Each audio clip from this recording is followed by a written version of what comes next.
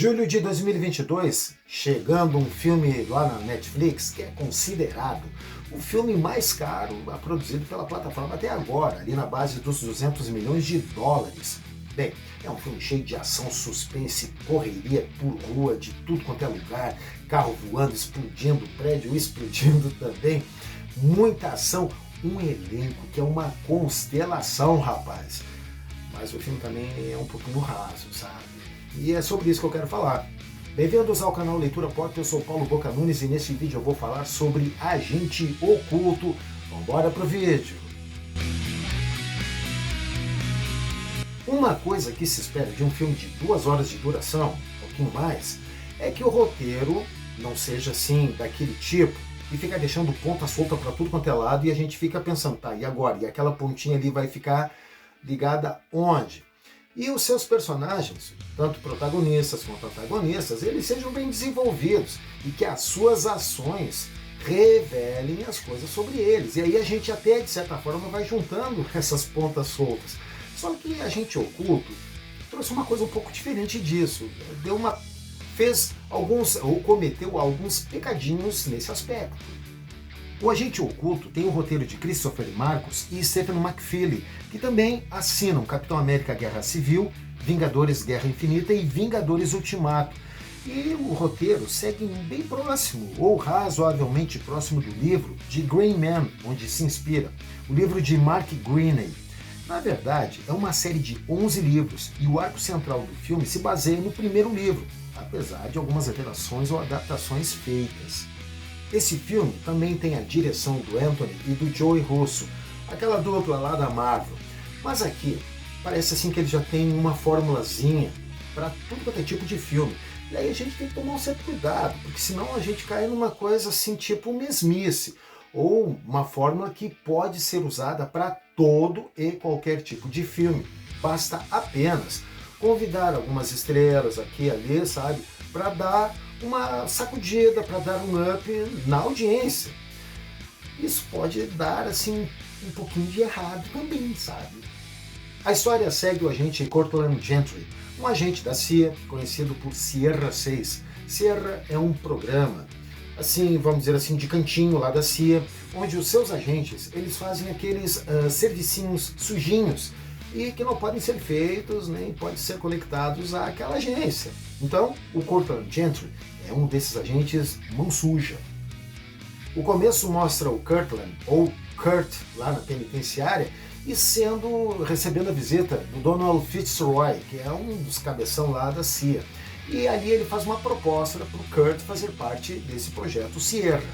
Ele acaba aceitando. Aí dá um salto de 18 anos para frente, e ali mostra ele, já uma ficha já grande, né, em Bangkok para executar ali uma missão. E aquela missão é que vai dar uma grande virada em toda a história. O Kurt, portanto, está em Bangkok durante as festividades de Réveillon. E ali ele tem que executar um bandido, ali no meio daquela festa. O bandido que dizem os seus chefes, né, de que tem que ser executado, porque ele é um agente muito perigoso, tem que acabar com o cara. Só que, numa reviravolta, o Kurt fica sabendo que o tal bandidão, na verdade, é um agente Sierra também, que tem informações comprometedoras de agentes, de chefes da CIA. Estão todos eles guardados num pendrive.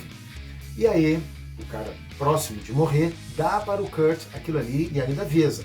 Abre o olho com esses chefes tudo aí que tu pensa que são gente boa. Nesse momento dá também uma grande reviravolta. É ali a grande virada.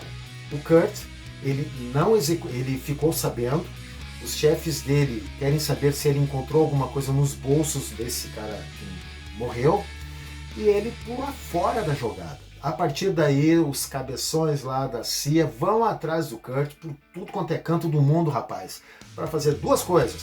Pegar aquele pendrive que ele recebeu lá do agente morto e também para dar um fim no Sierra 6, ou seja, no Kurt. A partir daí, o filme se transforma, na minha opinião, num jogo de gato e rato. Por quê? Porque se sabe quem são os bandidões ali, os bandidões não, os cabeças ali da CIA, que são os perigosos. A gente já sabe. Não existe aquela coisa de mistério, aquela coisa encoberta para a gente ir descobrindo passo a passo. Cada cena vai mostrando algum detalhe que vai levando para os perigosos ali, sabe? Não, já fica tudo entregue. Fica o filme todo dentro daquele jogo de gato e rato, ou seja, uma perseguição a um agente, o Kurt.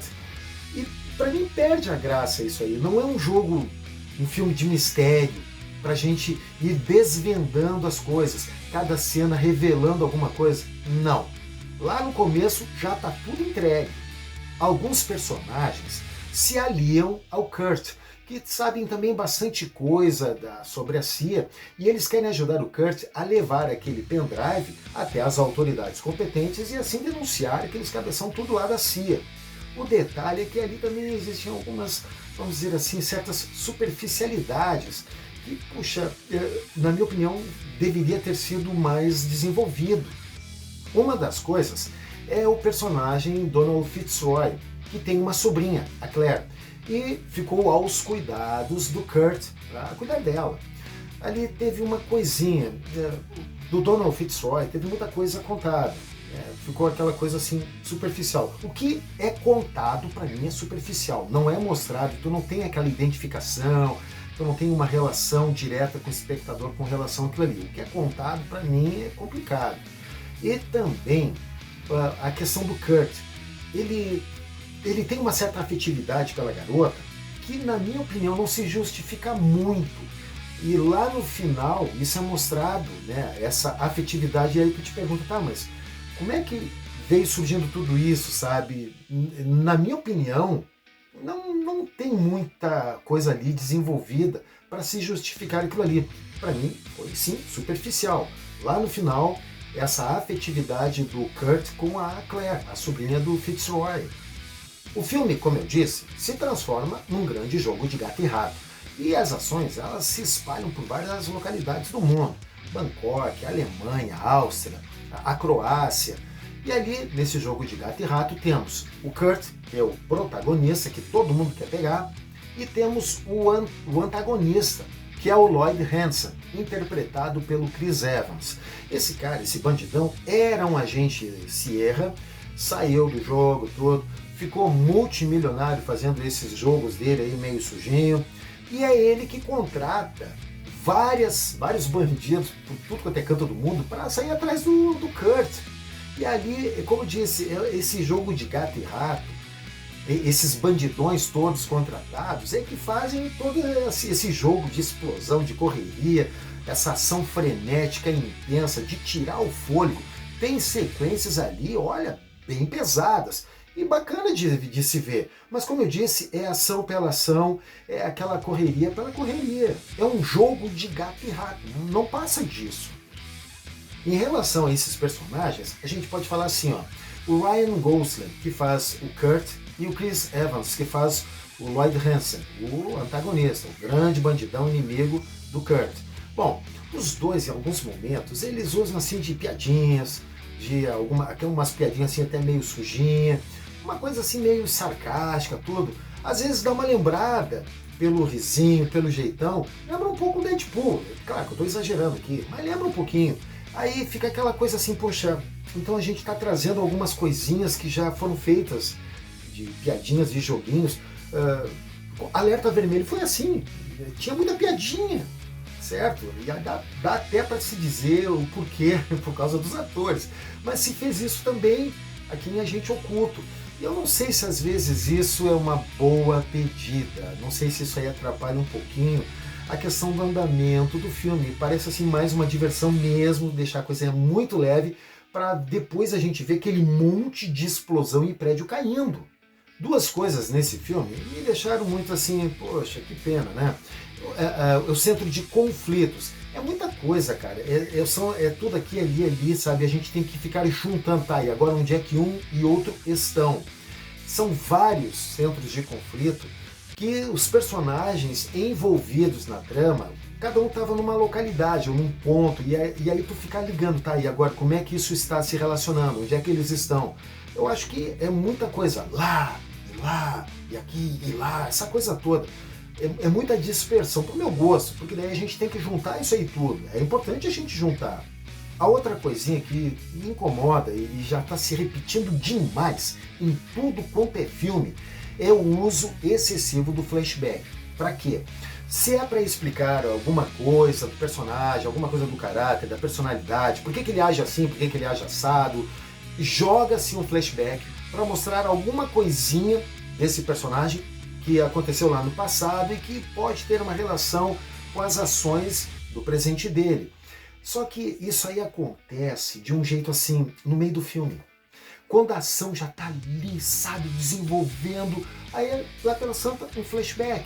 Aquilo ali dá uma quebrada no ritmo, dá uma quebrada. Se essa quebrada é providencial para deixar assim, o espectador mais leve, aquela coisa tal, sabe, botar tensão, dá uma aliviada, tensão, uma aliviada. E essa aliviada através de um flashback, na minha opinião, isso pode ser resolvido de uma outra forma, essa aliviada.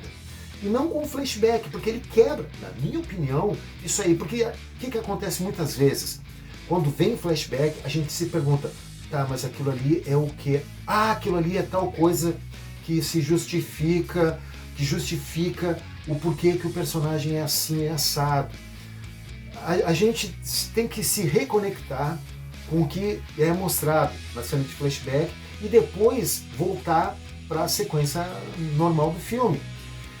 Eu tô achando essa fórmula muito gasta. Por que não se coloca isso lá no começo do filme?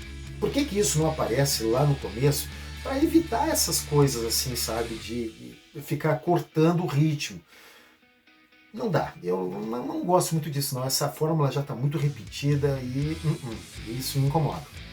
Duas coisinhas curiosas aqui, vamos dizer assim, né, sobre esse filme. Uma delas é o Chris Evans.